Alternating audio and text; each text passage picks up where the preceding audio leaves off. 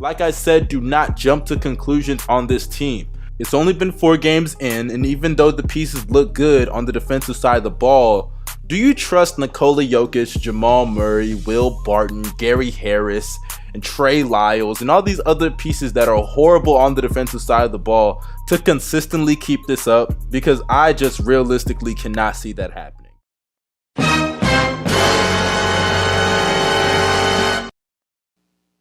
Yeah, I fucked up. For real. My bitch drive a all white rank. Couldn't hit it if you niggas had aim. Lanes can't call and you lame. You had it and you lost it, all the shame. I can buy a Billy, don't talk to me. For a show 150, don't talk to me. Coming into the league, Nikola Jokic was never meant to be that much, or meant to be much of anything, as he was drafted in the 2nd round. But in his rookie year, surprised a lot of people and averaged 10 points, 7 rebounds, 2 assists, a steal, while shooting around 50% from the field and also 81% from the free throw line. But in his 2nd year, I think a lot of heads were turned as he put up numbers that were, in my opinion, really great, of 17 points, 10 rebounds, 5 assists, while shooting 58% from the field and just under 83% from the free throw line.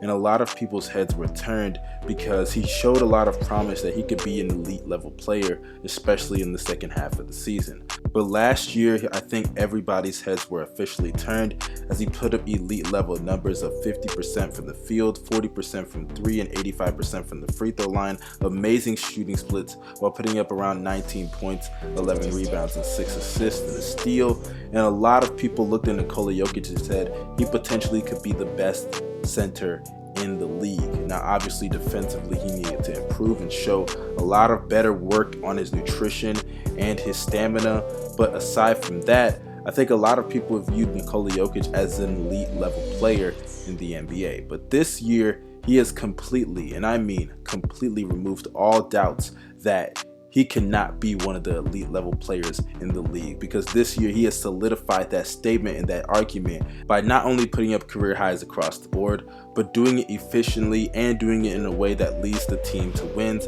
as they are currently the 2nd seed in the Western Conference. They are 39-18, which is over 20 games above 500, and I definitely gotta show love to Nikola Jokic because I think he is being slept on in the MVP discussion, as earlier in the year he was being brought up, but as the season progressed and Harden has been balling and Giannis is still doing Giannis things and Paul George is coming up and entering himself in the conversation, Nikola Jokic is being completely forgotten in the discussion. YouTube, what's going on? It's your boy Young Mustard, and today I am here to talk about if Nikola Jokic can steal the MVP. So yeah, I'm back with the 3rd part of this series. Next part will be Kawhi Leonard, so stay tuned for that video. This season, Nikola Jokic has put up a career high in points, rebounds, and assists, as this year he's averaging 20 points, 11 rebounds, 8 assists, a steal, while shooting 51% from the field. His 3-point percentage has been really shaky at 31%, but he is also shooting 85% from the free throw line. And I know a lot of people are going to say the 3-point percentage, like I said before, it is pretty shaky and it's not great by any means. But you have to take the good with the bad, and it's really not that big of a deal when you consider the fact that the Denver Nuggets are winning games, and overall he's still being very efficient. He's shooting efficient from the free throw line and from the field, and he is the #1 option, and he's doing numerous other things for that offense that you can completely overlook the 31% from 3. And the fact that he can even stretch the floor at the center position is already a big deal in itself, especially for that offense. But what Nikola Jokic has done over the last 2 months, I think a lot of people need to look at it, because ever since the month of January, Nikola Jokic has averaged 24 points, 12 rebounds, 8 assists, a steal, while shooting 52% from the field, around 30 to 31% from 3 on 4 attempts, and 86% from the free throw line. Yeah, a lot of people are not understanding that he is playing basketball at a very high level, and he is doing it at a lot of the levels of the other elite players in the NBA, and a lot of people are not showing him the love that he deserves. I mean, he is the greatest passing big man that the NBA has ever seen. Yes, I am willing to say that right now. Nikola Jokic is a better passer than Webber, Tim Duncan, Sabonis, all of the passing big men in the NBA throughout its history. None of them have passed the way Nikola Jokic has. And honestly, you could throw Wilt Chamberlain in that discussion, but you definitely have to look at that era and that time period. And Wilt was still an amazing passer, but I personally would not put him above Nikola Jokic in the passing department. And the thing that I also want to look at is, for one, Nikola Jokic throughout his career, last season and the season prior during the second half, the Nuggets were barely missing the playoffs, and a lot of people were looking at the fact that Nikola Jokic, yes, he could put up the numbers, especially on the offensive side of the ball, because defensively he isn't giving you much, which we'll get to later, but are they really leading to that many wins? That's what a lot of people had a lot of concerns with Nikola Jokic. And yes, he was in the difficult Western Conference, but that's just how it is. Sometimes some players are in the East and some great players are in the West that don't really get the chance to show how great they are. But when you look at players such as Anthony Davis, who can take his team to the playoffs with the subpar talent that he has consistently throughout his career, Nikola Jokic has played with a lot of good offensive players and a lot of good talent around him. I mean, last year Jamal Murray stepped up in a huge way. Will Barton has been a very consistent scorer for them, especially off the bench.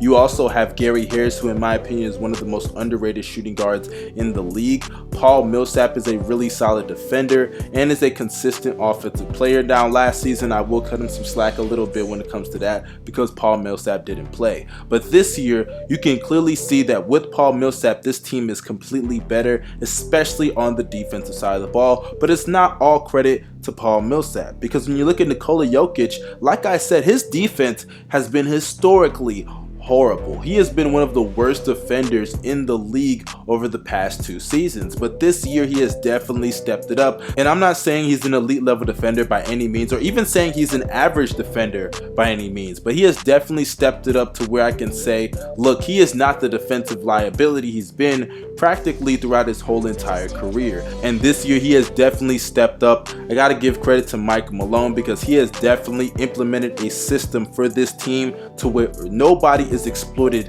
too much on the defensive side of the ball, because they don't really have any elite level defenders. I mean, Paul Millsap, I don't consider him elite, but I think he's a really good defender, especially for his age, and his age is really the reason why I don't consider him elite. And when you look at everybody else, there's nobody that really plays it at a really above average level. Gary Harris isn't much of a defender. Jamal Murray isn't much of a defender. You also have Nikola Jokic, who, like I said, isn't much of a defender, but they've all become smart defenders and they know what they can and can't do. They're not going to force on the defensive side of the ball. They're going to stick to their role, and I definitely think the coaching has a lot to do with that, but it also comes to the players maturing and becoming smarter, not just offensively, which this team has been amazing at over the past 2 seasons, but defensively they've become much smarter, and Nikola Jokic as well is a part of those players. And Nikola Jokic, I gotta give him props, because on the defensive side of the ball he has definitely improved and has stepped up from the defensive liability that he's always been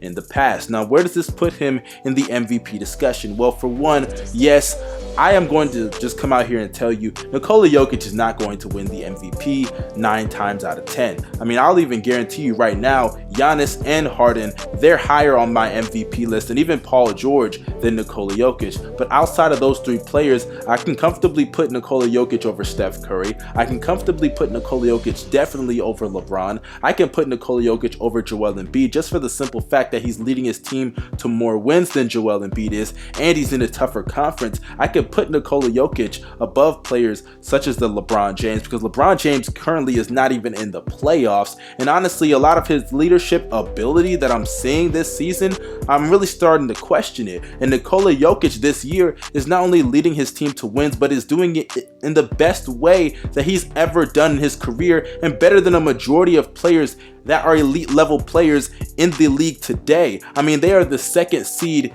in the Western Conference, even though they may not be the 2nd best team in the league, but they are definitely, in my opinion, among the better teams in the NBA. And I think in a 7-game series, outside of the Golden State Warriors, they can definitely put up a fight and take any elite level team to 7 games. Now, I say that because they do not have the experience. None of these players have really made the playoffs outside of Paul Millsap, Jamal Murray, Will Barton, Gary Harris, Nikola Jokic. These are going to be their first time really in playoff experience, and I pray that they don't crumble in the first round, because that would be a huge blow not only to their legacies but to them as players, morally, mentally, and I hope they can bounce back if something like that happens, but hopefully it will not. Nikola Jokic this year, I gotta give him the love and the respect, because this year he is balling at an elite level and he's putting up MVP numbers. I mean, the fact that he's putting up numbers of 20 points, 11 rebounds, and 8 assists, and he's doing it on over 50% from the field